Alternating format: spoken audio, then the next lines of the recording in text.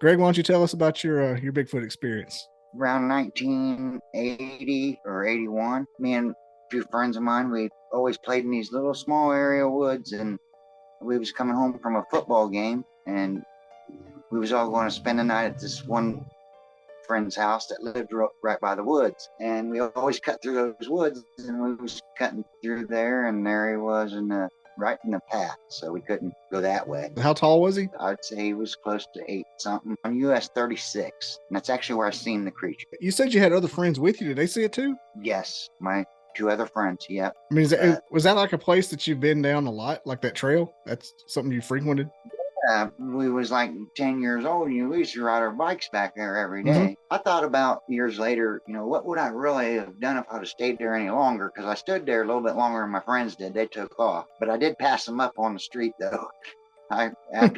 You all joined the track team that afternoon or that next week. How close did you get to him? Just like a full frontal Class A sighting? I mean, I smelled him. We were about 20, 25 feet from it. About another 16 or 17 steps, we could have touched him. You get a look at the face? Yeah, we caught him off guard.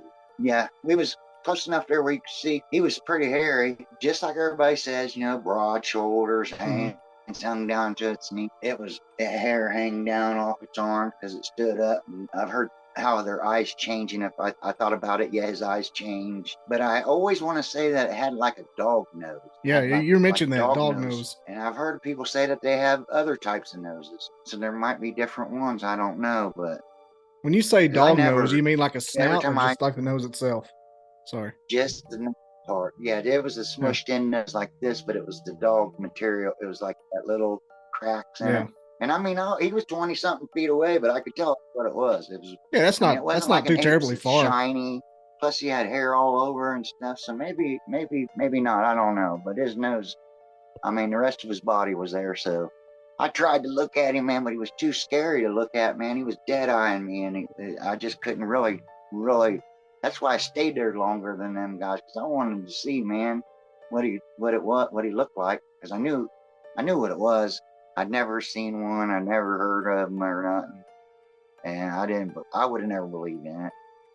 But then, I seen that thing, man, and I'm telling you, it just the most fear. I had a bad experience. It was a bad experience for me. It was not good, and I've heard of people having good experiences with them, feeding them and all kinds of learning stuff, but not this one. He made some noises after we took off that pretty much told us don't come back.